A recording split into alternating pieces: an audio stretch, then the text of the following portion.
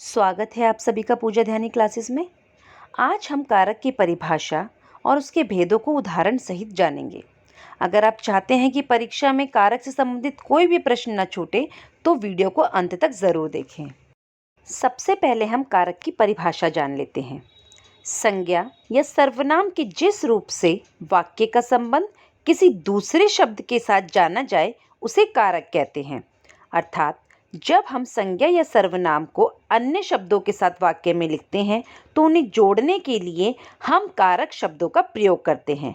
अब कारक के शब्दों का प्रयोग हम किस रूप में करते हैं उन्हें हम जान लेते हैं।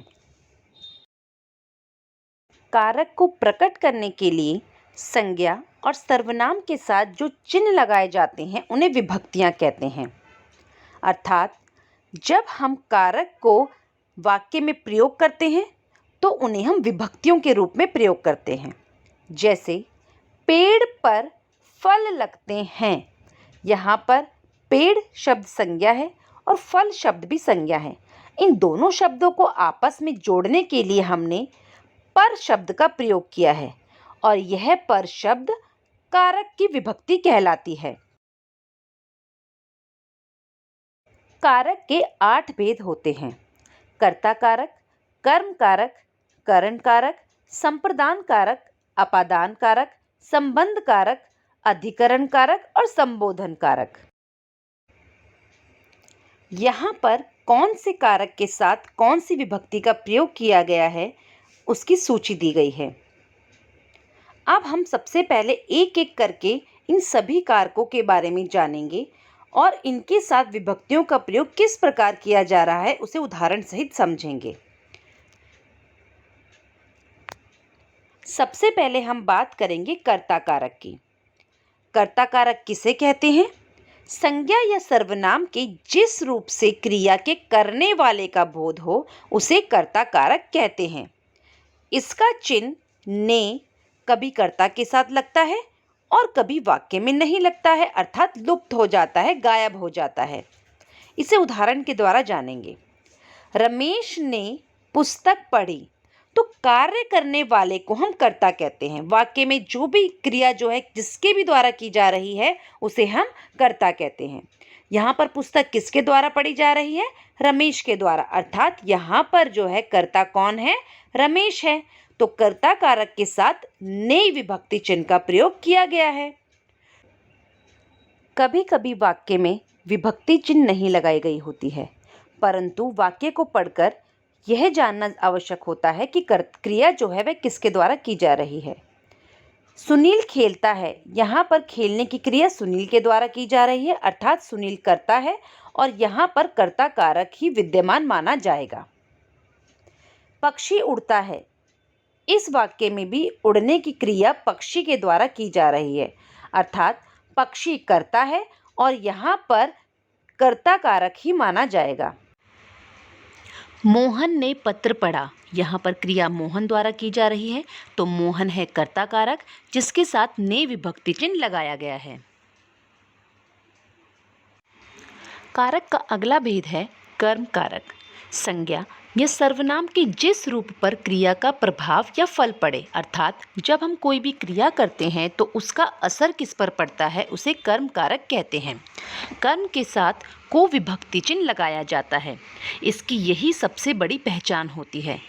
कर्ता कारक की तरह यहाँ पर भी कभी कभी वाक्यों में विभक्ति चिन्ह लगाया जाता है और कभी कभी विभक्ति चिन्ह का लोप हो जाता है। उदाहरण देखेंगे। उसने सुनील को पढ़ाया, तो यहाँ पर कर्ता कारक क्या है? उसने। और यहाँ पर क्रिया का असर किस पर पड़ रहा है? सुनील पर, क्योंकि सुनील कोई ना कोई ज्ञान जो है वह ग्रहण कर रहा है। मोहन ने चोर को पकड़ा, मोहन है कर्ता कारक इसीलिए उसके साथ ने विभक्ति चिन्ह आया है और किसे पकड़ा है? चोर को पकड़ा है, अर्थात उसका असर किस पर हो रहा है? चोर पर हो रहा है। तो चोर जो है वह है कर्म कारक जिसके साथ विभक्ति चिन्ह को लगाया गया है। लड़की ने पानी पी लिया, लड़की यहाँ पर है कर्ता कारक इसीलिए उसके साथ ने विभक्ति चिन्ह लगाया गया है। पानी पी लिया, अब यहाँ पर जो है असर जो है पानी पर पड़ रहा है क्योंकि पानी खत्म हो गया है या कम हो रहा है। तो यहाँ पर पानी तो कर्म कारक है परंतु यहाँ पर विभक्ति चिन्ह का लोप किया गया है, विभक्ति चिन्ह यहाँ पर नहीं लगाया गया है। कविता पुस्तक पढ़ रही है। कविता यहाँ पर कर्ता कारक है, उसके साथ भी विभक्ति चिन्ह नहीं लगाई गई है, परंतु कविता कर्ता कारक ही मानी जाएगी। पुस्तक पढ़ रही है, तो इसका प्रभाव किस पर पड़ रहा है? पुस्तक पर। अब आप कहेंगे पुस्तक पर किस प्रकार प्रभाव पड़ रहा है? जब भी हम कोई चीज़ नई खरीदते हैं या पुस्तक खरीदी हमने नई, तो वह पहले नई रहती है, परंतु पढ़ते पढ़ते कुछ समय बाद वह फट भी जाती है या हम उस पर कुछ लिख देते हैं, वो धीरे धीरे पुरानी हो जाती है। तो असर जो है वह कर्म पर पड़ रहा है। तो यहाँ पर असर जो है वह पुस्तक पर पड़ रहा है। तो पुस्तक यहाँ पर कर्म कारक है, परंतु आपने देखा ना कर्ता कारक के साथ यहाँ पर विभक्ति चिन्ह लगाया गया है और ना ही कर्म कारक के साथ यहाँ पर विभक्ति चिन्ह लगाया गया है। तो इस प्रकार वाक्यों में कभी कभी विभक्ति चिन्ह लगाई जाती है और कभी कभी विभक्ति चिन्ह नहीं लगाई जाती है। कारक का तीसरा भेद है करण कारक। जिस साधन से अथवा जिसके द्वारा क्रिया पूरी की जाती है उस संज्ञा को करण कारक कहते हैं। अर्थात जब कर्ता क्रिया करता है तो वह किसके द्वारा क्रिया कर रहा है, किस साधन का उपयोग करके क्रिया कर रहा है, उसे हम करण कारक कहते हैं। इसकी मुख्य पहचान से अथवा द्वारा होती है, अर्थात इसका विभक्ति चिन्ह से और द्वारा लगाया जाता है। इसके कुछ उदाहरण देख लेते हैं। रहीम गेंद से खेलता है। यहाँ पर क्रिया कौन कर रहा है? रहीम। तो रहीम होगा कर्ता कारक। गेंद से खेलता है। अब रहीम किसका उपयोग करके खेल रहा है? यहाँ पर साधन क्या प्रयोग किया है? गेंद। तो गेंद कहलाएगा करण कारक जिसके साथ से विभक्ति लगाई गई है। आदमी चोर को लाठी द्वारा मारता है। यहाँ पर कर्ता कारक है आदमी, चोर है कर्म कारक क्योंकि इस पर असर पड़ रहा है, और साधन क्या उपयोग किया जा रहा है मारने के लिए? लाठी। तो यहाँ पर द्वारा विभक्ति चिन्ह लगाया गया है। प्रशांत गाड़ी चलाता है। यहाँ पर विभक्ति चिन्ह नहीं लगाया गया है, परंतु यहाँ पर गाड़ी करण कारक कहलाएगा क्योंकि वह साधन की तरह उपयोग किया जा रहा है। प्रशांत कर्ता कारक है और गाड़ी करण कारक है। यहाँ पर विभक्ति चिन्ह लोप हो गई है, विभक्ति चिन्ह यहाँ पर नजर नहीं आ रही है। कारक का चौथा भेद है संप्रदान कारक। जिसके लिए क्रिया की जाती है उसे संप्रदान कारक कहते हैं। अर्थात जब कर्ता कोई भी कार्य करता है तो वह वो कार्य किसके लिए कर रहा है उसे हम संप्रदान कारक कहते हैं। इसमें कर्म कारक को भी प्रयुक्त होता है, अर्थात जो कर्म कारक का विभक्ति चिन्ह होता है को, वो संप्रदान कारक में भी प्रयोग किया जाता है, किंतु उसका अर्थ के लिए ही होता है।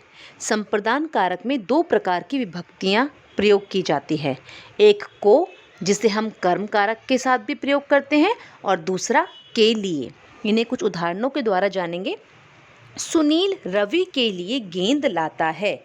यहाँ पर सुनील रवि के लिए गेंद लाता है। यहाँ पर कर्ता कौन है? सुनील।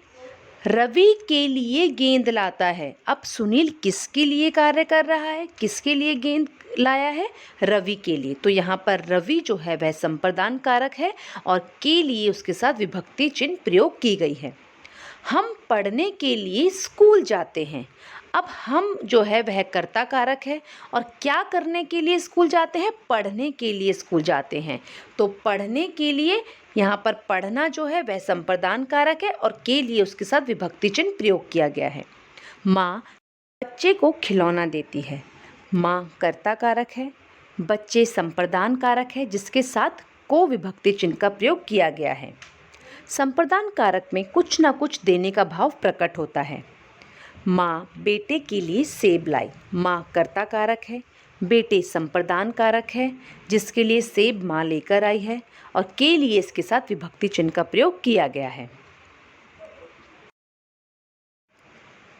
कारक का अगला भेद है अपादान कारक। अपादान का अर्थ होता है अलग होना। जिस संज्ञा अथवा सर्वनाम से किसी वस्तु का अलग होना मालूम पड़ता हो उसे अपादान कारक कहते हैं। करण कारक की तरह अपादान का विभक्ति चिन्ह भी से होता है, परंतु करण कारक में हम साधन के साथ से का प्रयोग करते हैं, अर्थात जब हम क्रिया करते हैं तो उसे हम किस साधन का प्रयोग करके कर रहे हैं तब हम से विभक्ति चिन्ह का प्रयोग करते हैं। परंतु अपादान कारक में यहाँ पर अलग होने का भाव प्रकट होता है। उदाहरण देखेंगे। हिमालय से गंगा निकलती है। अब हिमालय से गंगा निकलती है अर्थात यहाँ पर हिमालय से गंगा के अलग होने का भाव प्रकट हो रहा है, इसीलिए यहाँ पर हिमालय जो है वह अपादान कारक है और से उसके साथ विभक्ति चिन्ह का प्रयोग किया गया है।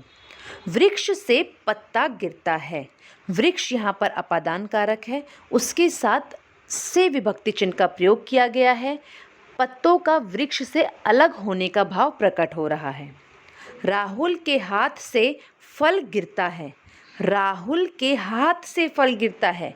अब यहाँ पर हाथ क्या है, अपादान कारक है और उसके साथ से विभक्ति चिन्ह का प्रयोग किया गया है, क्योंकि हाथ से फल अलग हो रहा है, गिर रहा है, तो हाथ यहाँ पर अपादान कारक माना जाएगा और से उसके साथ विभक्ति चिन्ह का प्रयोग किया गया है।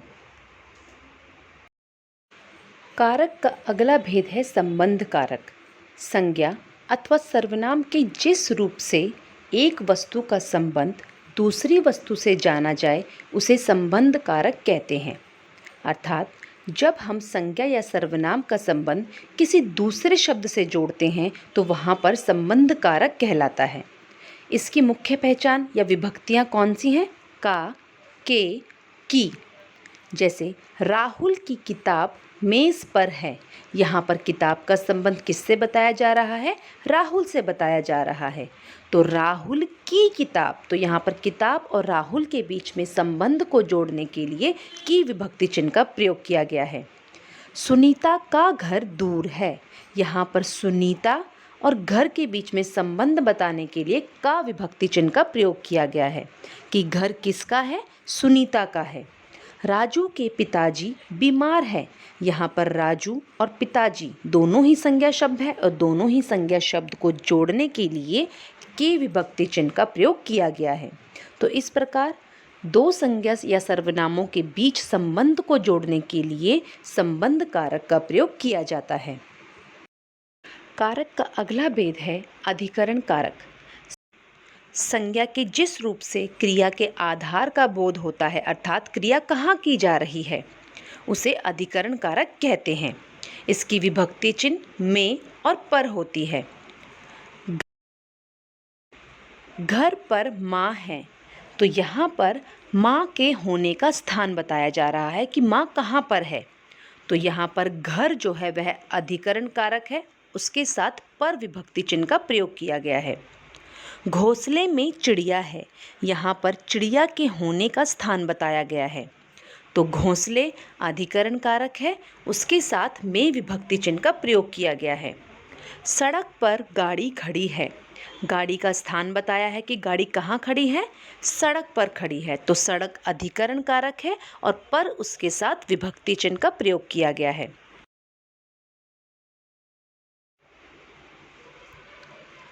कारक का अगला भेद है संबोधन कारक। संज्ञा या सर्वनाम के जिस रूप से किसी को पुकारने या सावधान करने का बोध हो उसे संबोधन कारक कहते हैं। इसका संबंध ना तो क्रिया से होता है, ना कर्ता से, ना कर्म से। इसका कोई कारक चिन्ह भी नहीं होता है। यहाँ पर हम विस्मयादि बोधक शब्दों का और विस्मयादि बोधक चिन्ह का प्रयोग करते हैं। उदाहरण, हे प्रभु आपने यह मेरे साथ ही ऐसा क्यों किया? तो यहाँ पर भगवान को किस नाम से संबोधित किया जा रहा है? हे प्रभु। तो इसीलिए हमने हे प्रभु शब्द के बाद विस्मयादि बोधक चिन्ह लगाया है। अरे तुम इतनी जल्दी से क्यों उठ गए? यहाँ पर किसी को सचेत किया जा रहा है अरे शब्द से। तो अरे यहाँ पर संबोधन कारक है, उसके साथ हमने विस्मयादि बोधक चिन्ह का प्रयोग किया है। तो आशा करती हूँ आपको कारक और उसके भेद समझ में आ गए होंगे। अगर आपको कारक पाठ से संबंधित किसी भी प्रश्न की जानकारी चाहिए तो आप नीचे कमेंट बॉक्स पर लिख सकते हैं। धन्यवाद।